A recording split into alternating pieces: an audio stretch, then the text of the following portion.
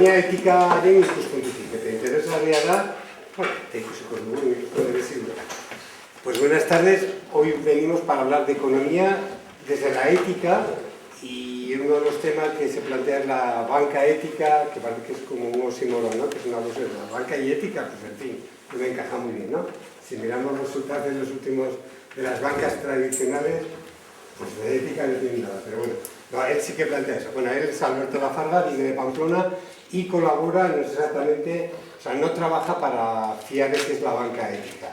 Digo, la banca ética porque no hay prácticamente... Entonces, él lo que va a plantear son tres temas. Vamos a hablar de el consumo, el dinero era... El ahorro y después la solidaridad. Son tres temas.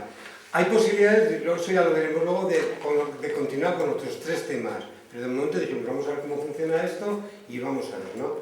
La idea es un poco lo que he dicho, es decir, ver que cuando hablamos de economía y cuando vivimos en la vida diaria tiene sus consecuencias. Por eso un poco la idea de esta actividad que hemos planteado, ¿no? Es, pues eso, hemos comentado con ella, ¿no? Es decir, cuando yo voy a una gasolinera, pienso la que está más cerca de mi casa, la que es más barata, o la que tiene personas que están trabajando y me lo ponen, no porque sea el rey del mundo, sino porque si no voy a una empresa que igual es el mismo precio, y eso estoy quitando puestos de trabajo, lo mismo en Eroski o en Carrefour o en Brico Depot, ¿no? Además te facilitan, estás pagando allí en esto y dices, no, aquí lo puedes hacer más rápido con la tarjeta. Dice que no, que no me cobres tú o tu compañera o por quien sea, ¿no? Bueno, bien, ese tipo de cosas, ¿no?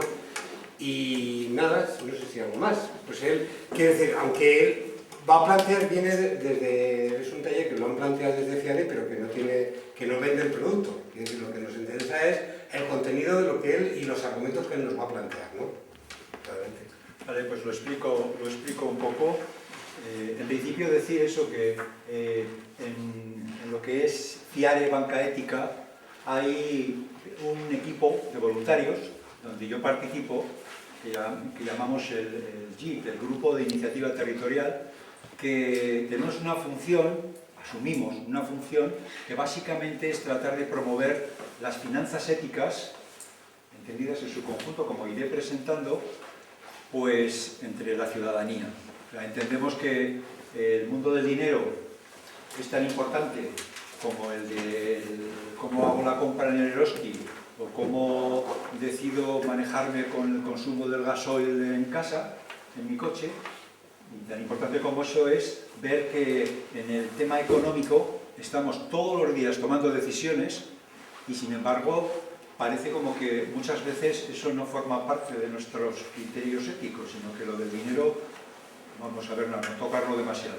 Entonces, por eso la finalidad que hemos asumido desde ese espacio de FIARE es tratar de crear pues, espacios, como puede ser esta tarde, donde reflexionemos, compartamos juntos un poco ese proceso de plantear cuáles son los criterios, las preguntas que nos surgen relacionadas con el tema del consumo de servicios bancarios, de los bancos que elegimos y cómo funcionamos.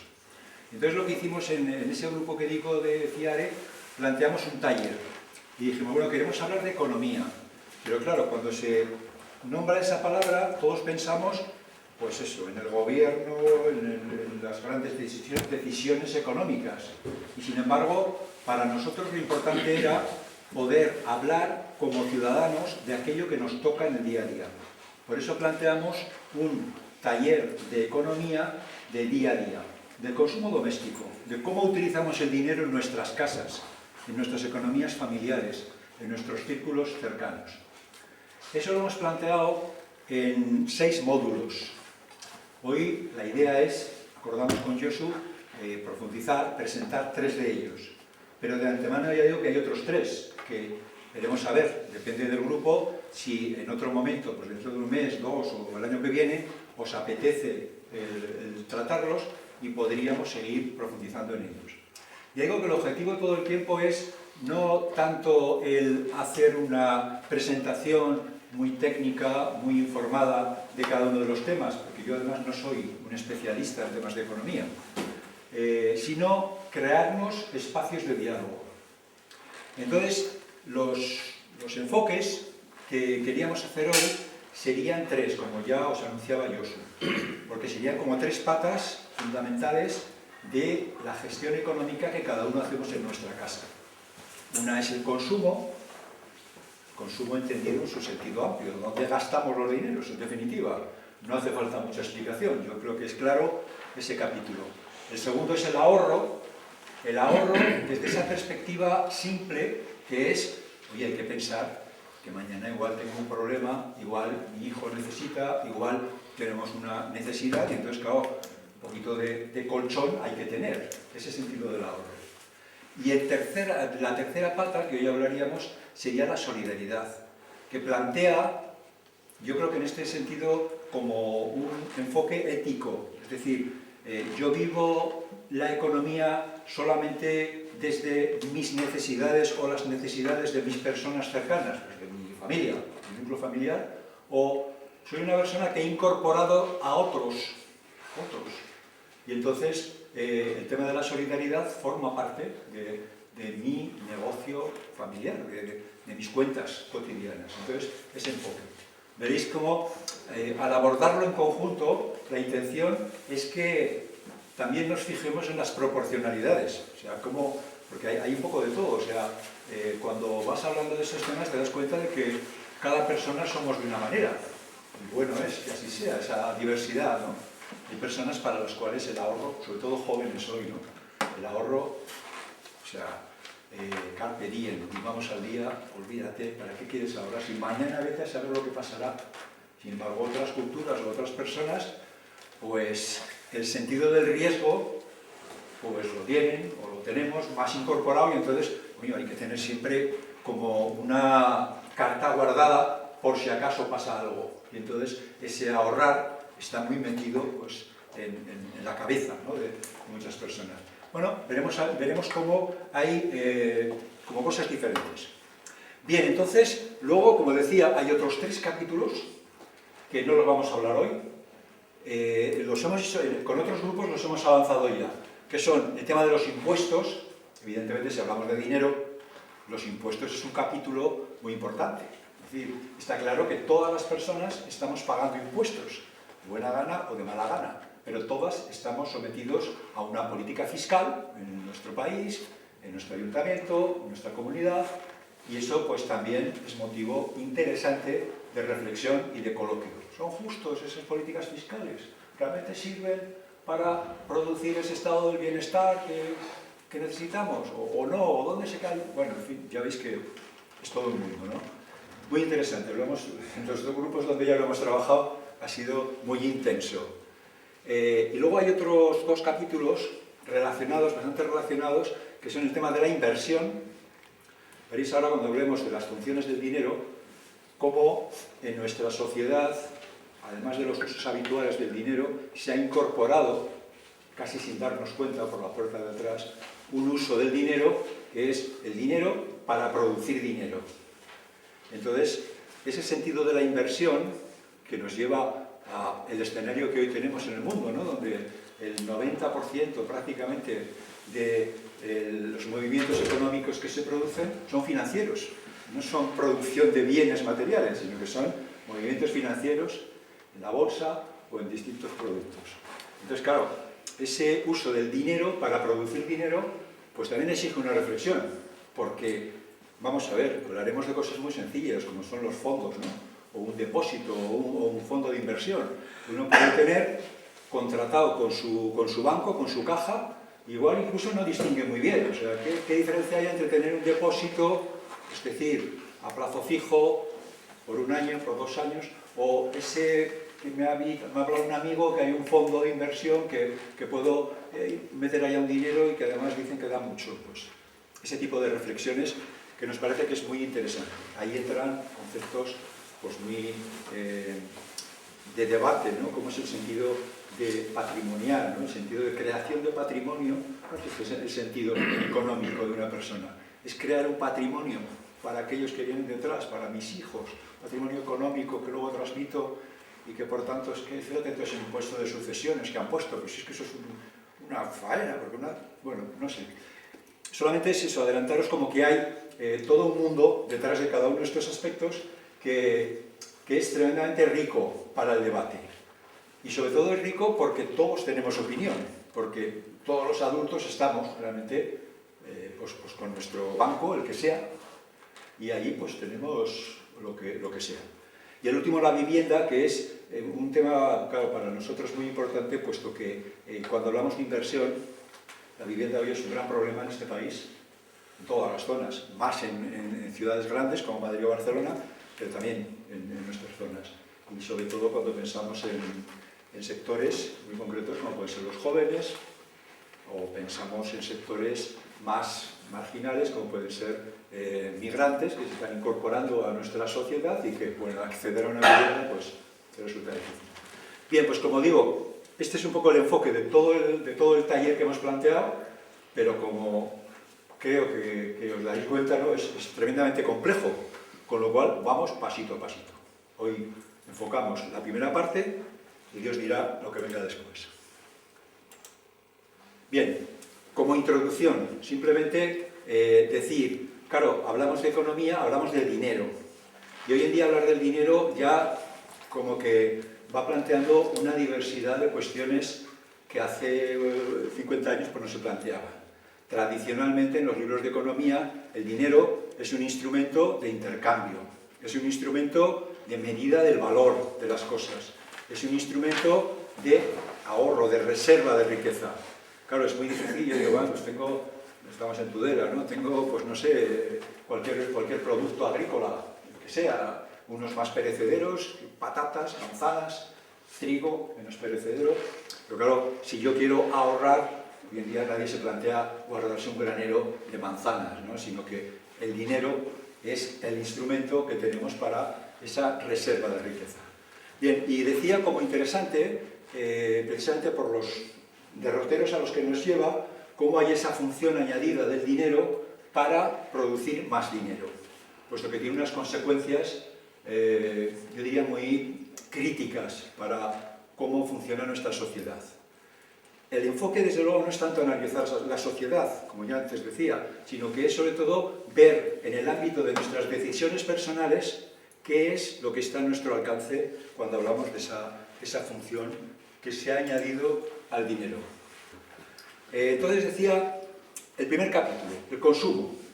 Entonces cuando hablamos de consumo, y en cada uno de los 6 capítulos que he presentado, hemos preparado una estructura única, una misma estructura, que tiene 3 partes.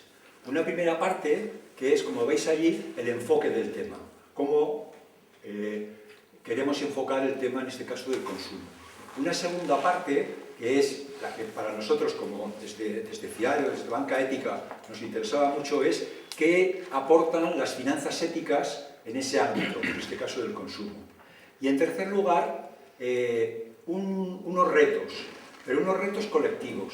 O sea, así como en la primera parte de enfoque veremos que nos centramos más en los aspectos de qué decisiones tomo yo en mi casa, en el tercer enfoque los retos es más hacernos consciente como realmente existen problemas globales que tenemos que abordar juntos, que no vale con que yo haga muy bien las cosas, sino que de alguna manera tengo que sentirme cooperando con otras personas para poder abordar estos retos colectivos que tenemos como sociedad.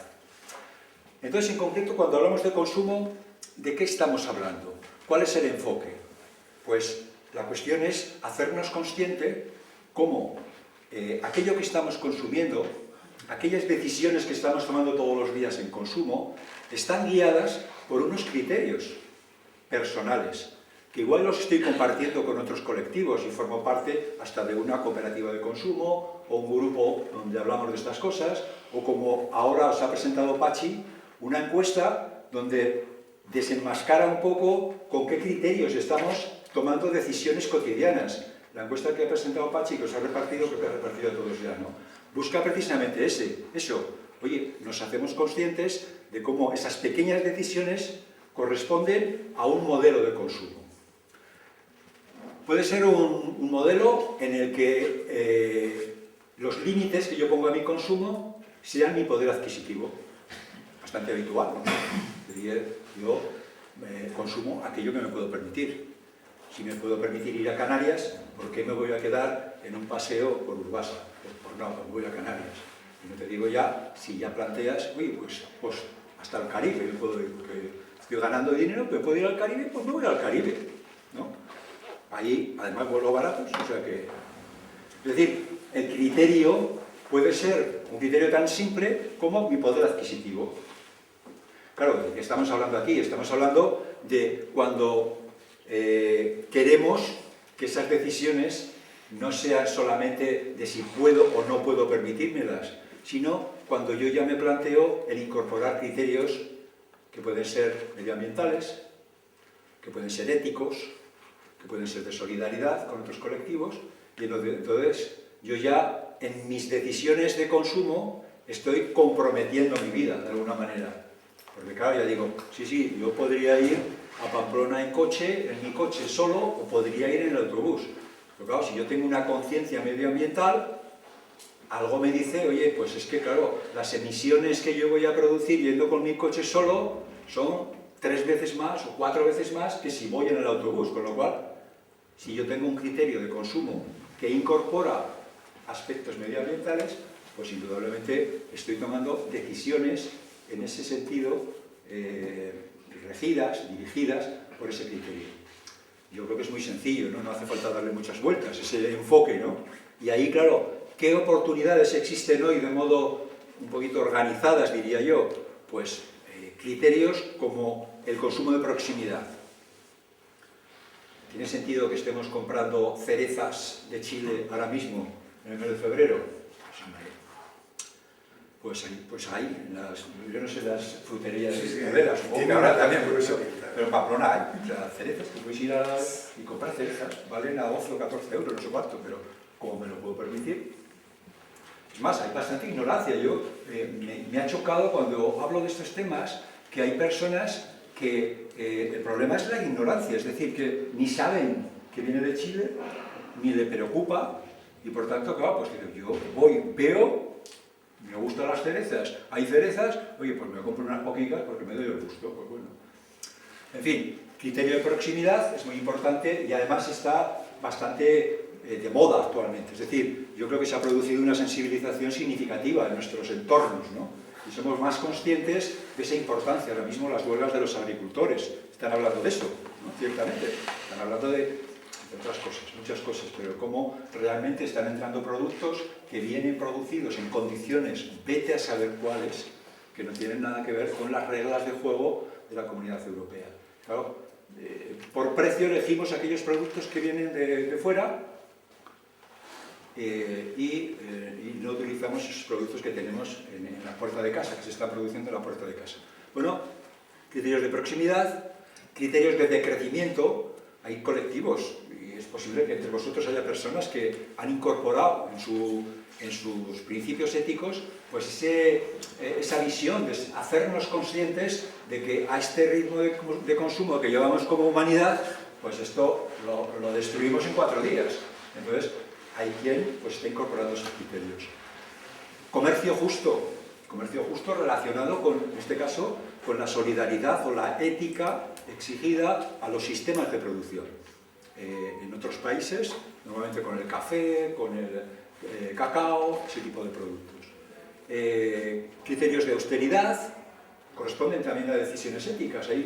Y eso yo creo que también tiene componentes generacionales, ¿no? Hay generaciones que somos muy austeras y otras generaciones que son, entre comillas, gastadoras, ¿no?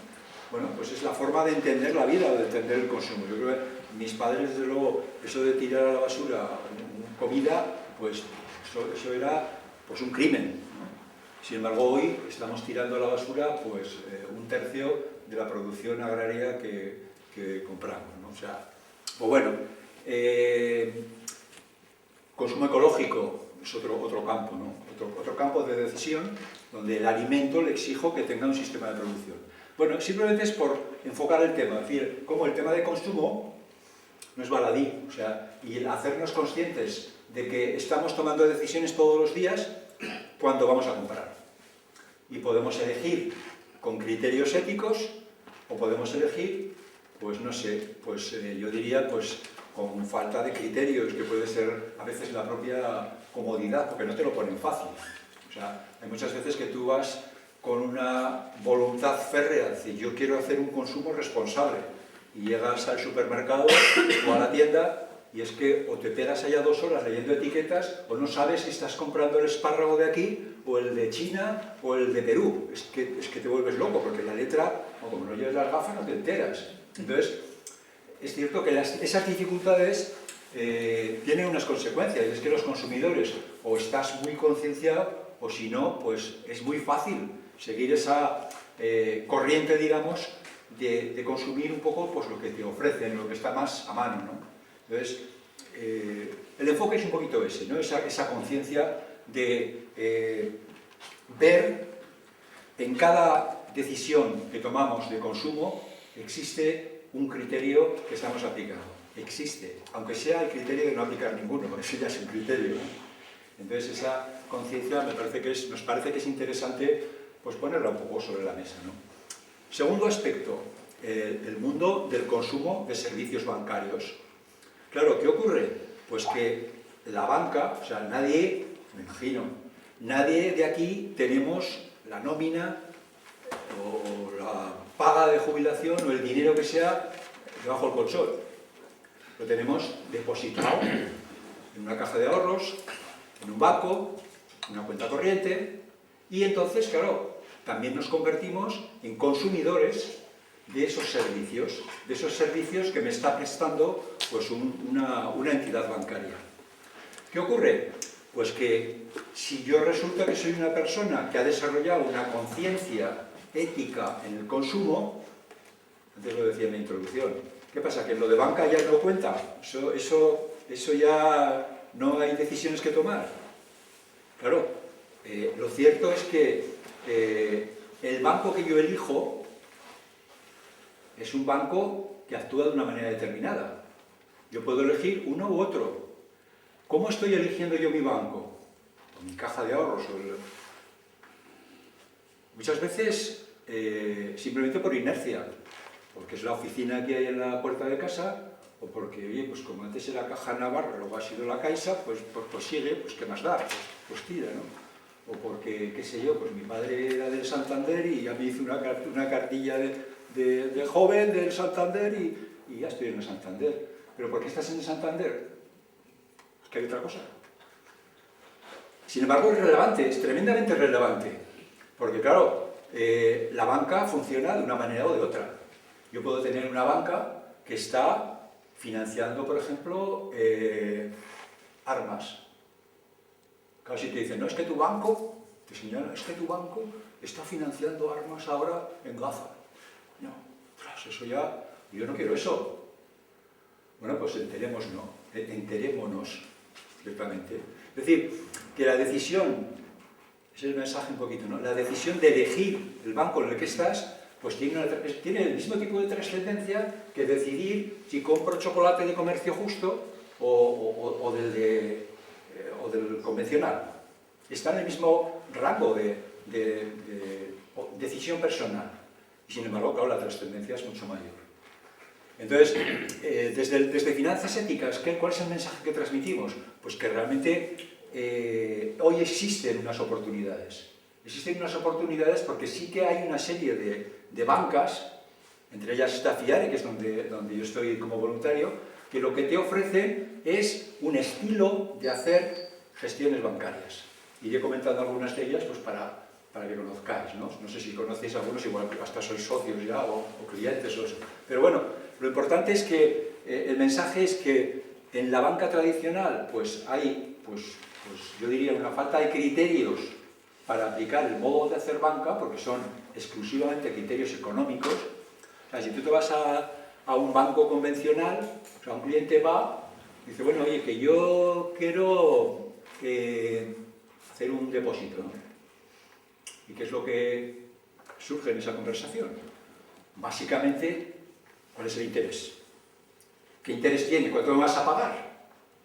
Claro, en la medida en que si todos nosotros clientes vamos al banco y le decimos, oye, vamos a ver, ¿cuánto pagas tú por este depósito? Que tengo aquí 1000 euros, yo los he depositado, tengo derecho, ¿no?, a que me des una renta, entonces ¿cuánto me vas a dar? ¿Qué es lo que hace el banco? Aplicar ese criterio. Es decir, yo tendré más clientes cuanto más interés sea capaz de darles. ¿Y dónde consigo más interés? A buscar. ¿Y dónde encuentro más interés? Pues ahora mismo encuentras en aquellos negocios que son más turbios, ¿no? Claro, si ahora fuéramos cualquiera de nosotros, ¿no? Imaginaos que vamos a ese banco que estoy citando y digo, oye, que tengo 1.000 euros de ahorro y los quiero poner en un depósito. Y te dice el bancario de turno, te dice, oye, tengo un producto estupendo, el 15% va en este momento. ¡Oh, estupendo! Oye, me interesa mucho, claro. Oye, pues cuéntame, oye, pues muy bien. Además es que el riesgo, hombre, tiene riesgo, pero en fin, entre nosotros, pues yo te garantizo que esto, que no es para tanto, que puedes meterte, que tal. Oye, bien, pues me está interesando. Hombre, solamente tiene un pequeño inconveniente, que lo que está haciendo es financiar las armas de Israel. Claro, si te lo dijeran así, pues yo creo que muchas personas no seguiríamos la conversación, sino que ya dirías, oye, vale, o sea, me estás dando un 15%, pero yo no entro en esto no juego, ¿no? Lo que pasa es que no te lo dicen, a un banco no te dice eso, sino que te dice, no, esto es una cartera de valores donde tienes, pues, empresas diferentes, y ninguna empresa se llama fabricante de armas, ninguna se llama así, se llama otras cosas más raras que más caras. Entonces, cuando estamos nosotros exigiendo fundamentalmente rentabilidad, pues estamos propiciando que exista una banca del beneficio máximo, como es una economía del beneficio máximo. Entonces, ¿cuál es el enfoque de unas finanzas éticas? Pues lo primero, no hay ánimo de lucro. Creamos una banca, una COP57, un Oikocredit o un FIARE, que son cooperativas sin ánimo de lucro. Y eso ya cambia las cosas, porque si no hay ánimo de lucro, el objetivo va a ser otro. Y el objetivo es hacer una economía social y solidaria. Es decir, que está buscando que se desarrolle impacto de valor en la sociedad. Medioambiental, apoyo a las personas, apoyo a aquellos sectores más necesitados, digamos, de crédito. Entonces, claro, ese enfoque hace que la decisión de con qué banco estoy yo, pues es una decisión crítica y está en manos de cada uno de nosotros. No es fácil, porque lo de cambiarse, vamos, yo lo digo por experiencia propia. Me ha tocado dar montones de charlas hablando de finanzas éticas y la media es que hasta que no ha habido 3 charlas, es decir, un año, a los 6 meses, al año siguiente, uno no se cambia. ¿Por qué? Porque es una dificultad. Porque es que tengo todo domiciliado, es que la nómina la tengo ahí fija y es que es un lío. Entonces, pues por evitarme complicaciones, pues no hago ningún cambio, ¿no? A pesar de que ya me vaya sonando el discurso y diga, ostras, pues es que igual no estoy siendo muy coherente estando con esta banca que tiene estas características, ¿no? En fin, ese es el enfoque. Hoy en día las finanzas éticas, lo interesante es que están siendo capaces de darte ya los servicios que necesitas. Porque hace unos 10 años, cuando empezaba FIARE, el problema que teníamos era que dábamos una charla y luego, claro, si levantaban una mano, oye, y entonces la nómina la puedo domiciliar. Espera un poco porque todavía no, porque no está preparado, porque...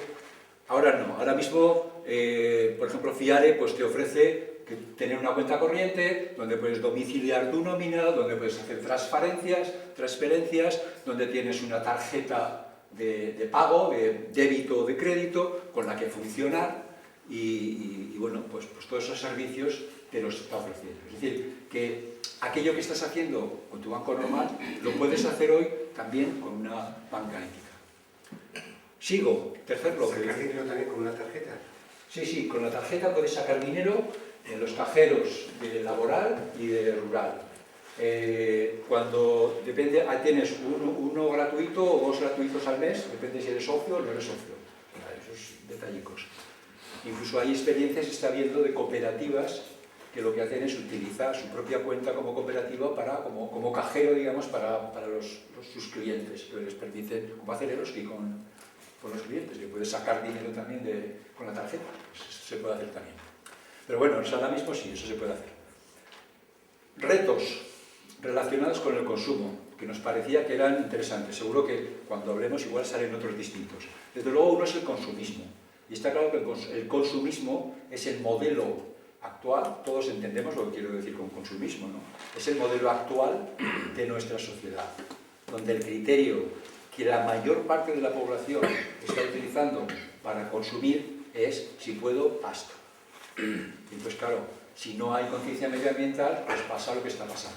Estamos teniendo problemas de cambio climático, estamos teniendo problemas de agotamiento de recursos, problemas de contaminación, en fin, ese mundo que podemos criticarlo, pero que de alguna manera pues también está en nuestras manos, como decía al principio, el ir cambiando.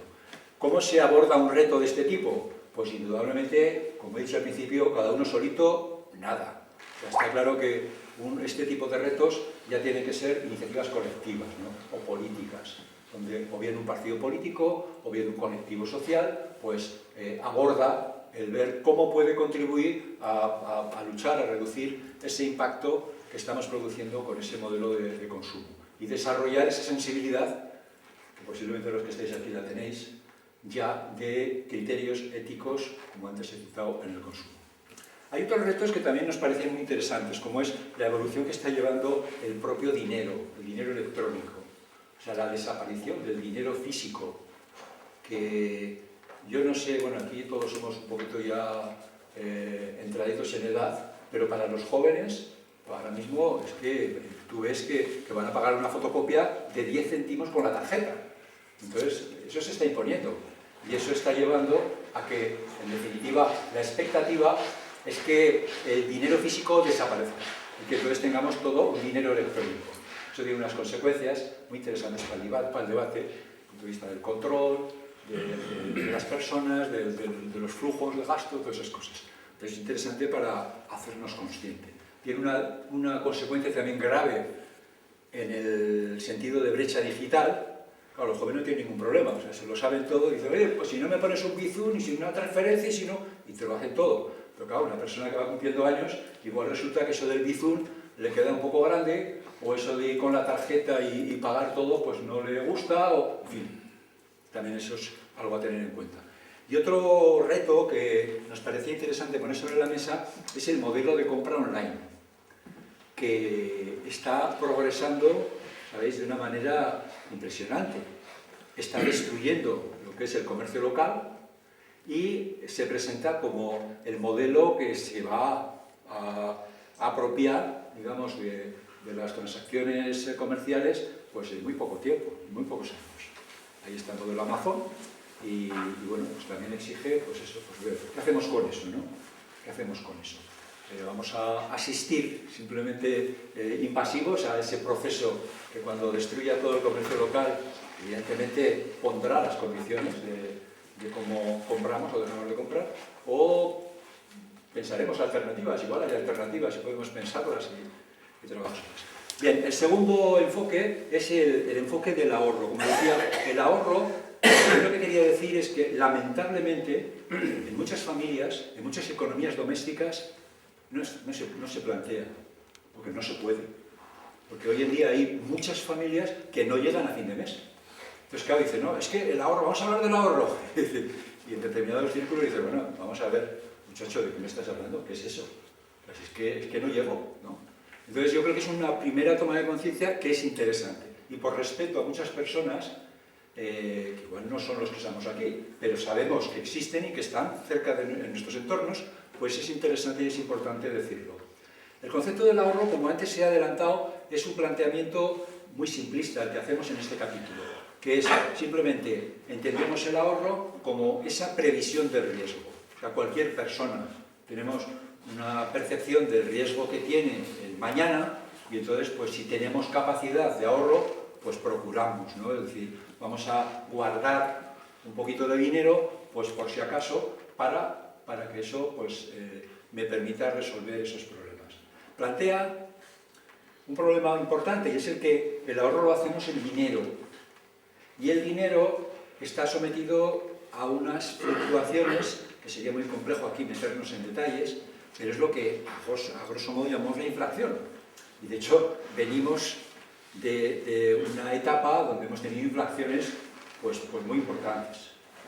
Cuidado que aquí estamos en la gloria. Yo estuve el año pasado, tengo unos primos, mi mujer tiene unos primos en Argentina y estuve visitando a la familia y me acuerdo pues, que de repente pues, un taxista preguntaba, bueno, ¿y ustedes, pues usted paga la inflación? ¿cómo les preocupa cómo lo viven? Y entonces estábamos en pleno auge, y yo lo digo todo convencido, estamos mal, hay unos problemas en España tremendos, en torno al 8% andamos de inflación, mensual, ¿verdad? Digo, no, hombre, si el 8% anual, se partía de risa. Eso tenemos aquí cada mes. De hecho, Argentina ha terminado con un 200% de inflación. O sea, que también es verdad que hay contextos y contextos, ¿no? Que aquí, ciertamente en Europa en general, pues nos movemos en unos niveles que saltan todas las alarmas y crean un montón de problemas, pero bueno, hay sitios por el mundo que es que, ¡buah! ¿no? Entonces la inflación es un tema que es importante y está ahí, y que hace que ese ahorro nuestro pues esté sometido a una incertidumbre, de que hoy sé lo que tengo. Normalmente yo creo que en nuestro caso no es excesivamente grave, porque estamos hablando de inflaciones pues más o menos controladas, normalmente del 4 o 5%, que permite, pues, bueno, saber lo que vas a tener el año que viene, en definitiva, ¿no? En Argentina no, en Argentina, de hecho nadie ahorra en Argentina en pesos. El que ahorra en dólares. O sea, es que ahorrar en pesos es ridículo, porque hoy tienes 10 pesos y mañana valen 5, y pasado valen 3, o sea, es cierto.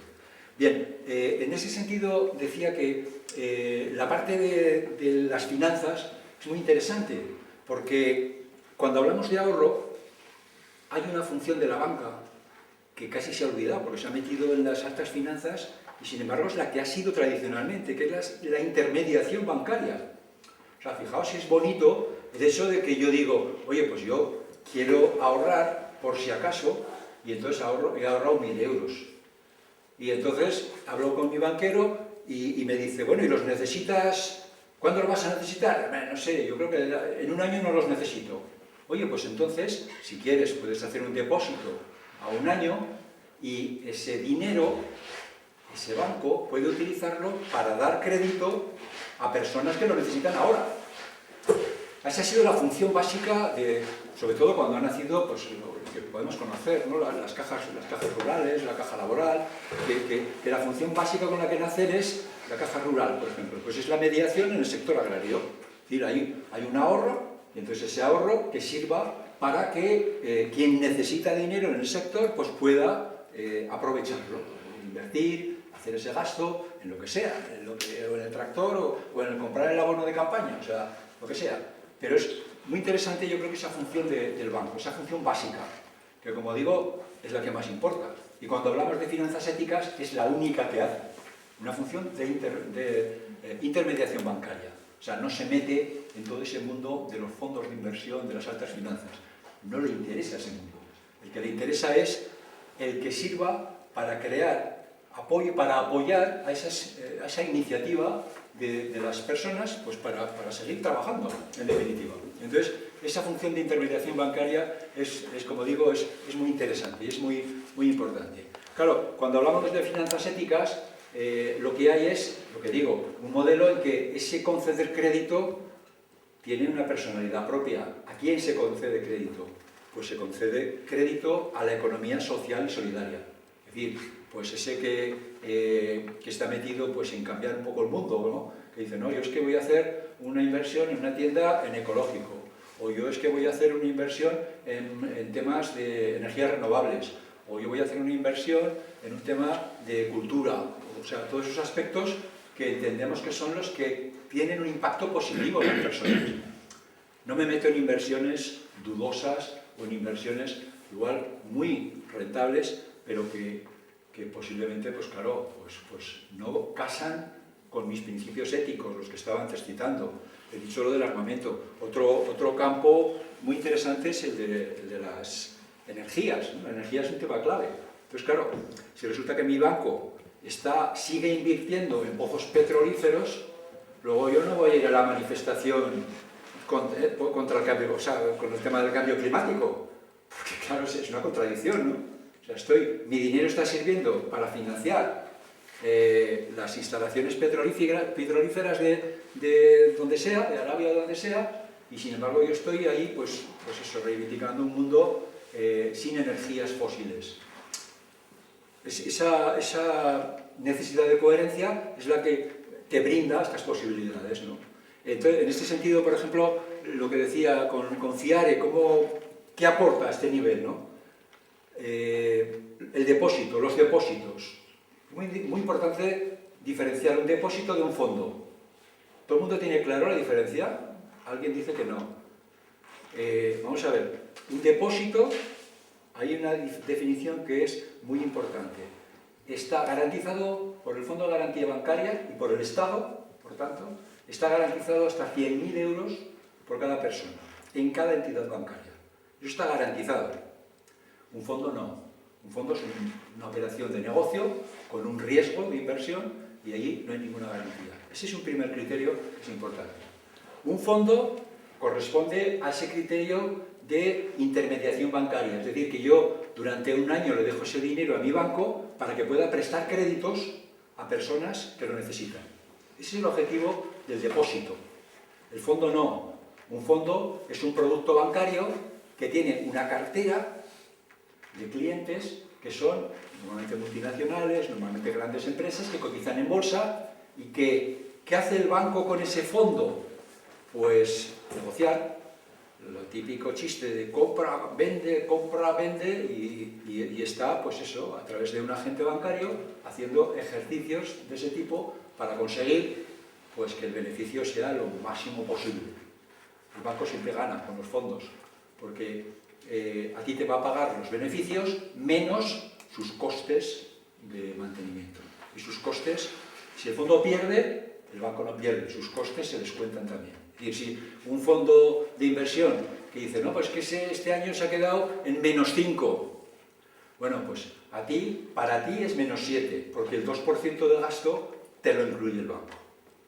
Esa es la diferencia entre un fondo y un depósito. Un depósito está garantizado, o sea, tu capital está garantizado, si no vas a ganar capital, el interés es el que tenga ese depósito. Y lo interesante, cuando hablamos de ética en la banca, es que yo conozca para qué es ese depósito. Por ejemplo, en el caso de FIARE, existe un depósito para la financiación de vivienda colaborativa. Entonces yo digo, oye, pues a mí me interesa el tema de la vivienda, y esto del cohousing que está ahora mismo pues bastante activo y tal, ¿no? Y que existan alternativas para jóvenes que se agrupan en cooperativas. Bueno, pues ahora mismo FIARE está participando en el desarrollo de 50 proyectos de vivienda cooperativa. Ya crea un depósito específico para que cualquier cliente, cualquier socio que diga, oye, a mí me va eso, pues bueno, pues tu dinero puedes ponerlo para que sirva para eso. Hay otro que dice, no, a mí me interesa mucho lo de la microeconomía, porque claro, apoyar a los pequeños inversores, incluso además soy muy sensible yo con el sur y tal. Bueno, pues hay otro depósito que es Microfides, que es para microcréditos a mujeres en países del sur. Y pues mira, como me interesa eso, yo elijo que mi ahorro se dedique a eso. Entonces es muy interesante cuando eliges un depósito, tener la oportunidad de elegir para qué lo quieres. Porque entonces, claro, puedes aplicar tu criterio ético. Si tu banco te dice, no, mira, mis depósitos son a 6 meses, a 12 meses o a 24 meses. ¿Vale? ¿Pero para qué se usan? Preferible si me dice para qué se van a usar, ¿no?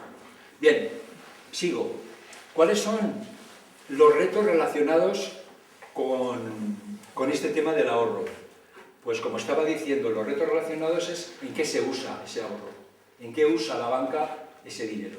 Y entonces hay como varios movimientos colaborativos que están funcionando y están dando bastantes resultados, digamos, ¿no? Por ejemplo, el tema de la desinversión en energías fósiles. Sabéis que existe todo un colectivo que está trabajando para que las entidades o las personas hagamos desinversión. Es decir, hay una página web, hay una fuente de información que te dice cuáles son los bancos o qué porcentaje están los bancos, cada banco, utilizando todavía en financiar energías fósiles. Con lo cual tú puedes ir y decir, oye, ostras, aquí este banco que es donde estoy yo, pues tiene mucha financiación de energías fósiles. Puedo desinvertir, y puedo coger mi dinero y llevarlo a otro. Eso se está haciendo. Es una campaña pública que es muy interesante. El tema de banca armada, lo mismo, es otro movimiento que lo que está es igual, identificando cuál es el papel que tienen los bancos en la financiación de armas, de armamento militar. Y entonces lo mismo, tú si identificas que el banco donde tú estás tiene inversiones en algún tipo de producción de armamento, pues tienen la oportunidad de irse a otro sitio, cambiar, ¿no? Bien, el tercer reto es el reto que luego corresponde a cuando hablemos de las inversiones, que es la especulación financiera, que no lo voy a desarrollar hoy porque se desarrolla más en ese tercer. Prácticamente entre el 85 y el 90% de la actividad económica es financiera en este momento. Y el dinero que se mueve no se mueve para producir bienes y servicios, sino que se mueve para producir más dinero. Es decir, en la compra-venta de acciones, en la compra-venta de futuros, en productos financieros, ahí es donde está el dinero. Y por eso es un tema que en su día pues, podemos hablar más a fondo. Solidaridad, como decía, es la tercera pata, ¿no? Es la tercera pata que podemos tenerla incorporada o no. La solidaridad es un elemento que tiene mucho que ver con la filosofía de vida que nos planteamos.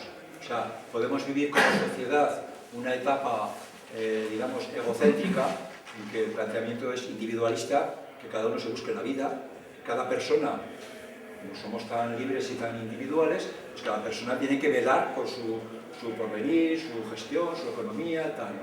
O podemos tener o vivir una cultura más etnocéntrica, es decir, que consideramos ya pues, nuestro colectivo, nuestra sociedad, como una unidad a la que pertenecemos y de la que nos sentimos responsables y entonces participamos también con nuestro dinero en ese tipo de decisiones. Es decir, que mi dinero lo pongo también, una parte de él, lo pongo al servicio de que como sociedad, como colectivo, pues funcionemos. En pequeños colectivos está muy claro, o sea, en la familia nuclear, pues bueno, está claro que si mi hijo necesita algo, pues enseguida estoy allí, ¿no? Ya cuando dice, bueno, en el barrio o en el pueblo, ¿no? Ya soy solidario, no te digo ya nada cuando dice, bueno, y a nivel global, así en el sur y todo eso, ya soy solidario. Bueno, pues ahí está la pregunta, ¿no? O el enfoque. Bien, aquí es interesante, claro, hablar sobre todo de ONGs. ONGs es todo un mundo, porque es uno de los canales que tenemos para poder ejercer solidaridad. La solidaridad se puede ejercer de formas muy diversas. Una es la donación, que yo puedo dar dinero. Yo es que soy de Medicus Mundi, y pongo pues 100 euros cada mes porque, bueno, pues es que creo en lo que hace, ¿no? Pues venga, 100 euros. Pero también hay posibilidades diferentes, que son el que yo participe pues, en un microcrédito, es decir, que yo lo que haga es participar en un crédito donde renuncio a los intereses para que ese microcrédito llegue a unas personas necesitadas. Entonces, no es donación, sino que es crédito, pero responde a la misma finalidad. Yo quiero colaborar con el desarrollo pues, de sectores con un nivel de desarrollo pues, más necesitado, por ejemplo, ¿no? Ahí, en este momento, desde la banca ética se promueven varias cosas, ¿no? Por ejemplo, los depósitos solidarios con el sur, Microfides es un ejemplo. Hay otra iniciativa que no la he puesto aquí porque todavía está en gestación, que es, ¿cómo se llaman? Ayudas reembolsables, que es lo mismo que el microcrédito, pero no para el sur, sino para aquí. Imaginaos que hay personas que por lo que sea, necesitan un poco de dinero para emprender un negocio, pues 1.000 euros, 2.000 euros, y con 3.000 euros ya hacen no sé lo qué. Pues hay otra movida en FIAR en este momento que está buscando desarrollar esos créditos reembolsables, es decir, apoyar esas iniciativas para que esas personas puedan tener acceso a esos créditos. Y luego hay otro sistema que es la financiación colectiva, los crowdfunding. ¿Conocéis los crowdfunding? ¿Os suena? Bueno, este es un sistema que yo creo que es muy interesante porque aporta una posibilidad muy accesible a todo el mundo. Y es el que hay determinadas entidades que trabajan a través de Internet. Pues Mi Grano de Arena, por ejemplo, se llama una de ellas, o Goteo se llama otra. Y entonces tú entras allá, entras en la web de Goteo y te dice proyectos, fase de financiación. Y entonces tú buscas, pues mira, aquí hay un proyecto pues, que está haciendo, pues no sé, una reforestación de una zona fluvial para evitar la erosión. Pues ese tema a mí me gusta, me interesa a mí apoyar eso. 50 euros, pongo, clac, 50 euros. Y pongo 50 euros. Claro, yo pongo 50 euros, tú pones 50, el otro pone 50, y de esa manera se consiguen los 3.000 o los 4.000 euros que hace falta para que ese proyecto se haga realidad. O el otro que dice, no, no, es que mi proyecto es montar un comedor escolar para migrantes en la zona de no sé dónde. Ostras, pues mira, a mí justamente lo de los migrantes me gusta más. Entonces, pues mis 50 euros, 50 son 10 o son 100, eso cada uno ya ve. Tú eliges la cantidad que quieres y puedes, de una manera colaborativa, hacer realidad pequeñas iniciativas. Incluso puedes ser tú quien hace la iniciativa. Es decir, si tú eres una persona emprendedora y estás metida en un sector determinado, dices, oye, pues que yo lo que quiero promover es que la Mejana tenga no sé lo que es servicio de infraestructuras, que lo puedo montar yo, pues no sé cómo. Presentas la idea, la escribes, la presentas y entonces, claro, cualquier ciudadano puede verla y dice, oye, pues me gusta, y si me gusta, pues la voto. La voto no simplemente diciendo que bueno eres, sino poniéndole una pequeña cantidad. En ese sentido, simplemente resaltar que hay todo un mundo detrás de esas financiaciones que están relacionadas con las desgravaciones fiscales. Vamos a ver, hay una por cada, me tengo escrito ahí, los primeros 150 euros que tú pones en solidaridad tienen una desgravación fiscal del 80%. Y el resto, un 35% de desgravación fiscal. Esto, ¿cómo se lee? Se puede leer de distintas maneras, pero una manera de leerlo es decir, bueno, si yo pongo 20 euros, la administración está poniendo 80 para financiar ese pequeño proyecto que yo estoy apostando por él. Los primeros 150 euros. Después ya, pues sería, yo pongo 65 y la administración pone 35.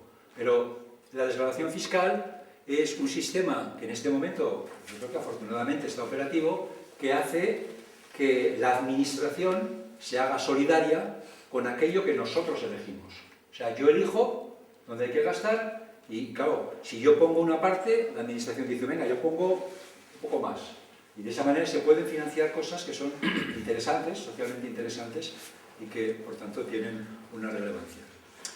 Eso sería uno de los retos, es también hablar en ese sentido, ¿no? Ese tipo de desgravación fiscal también tiene su contestación y sus dificultades, pero bueno, ahí está, ¿no?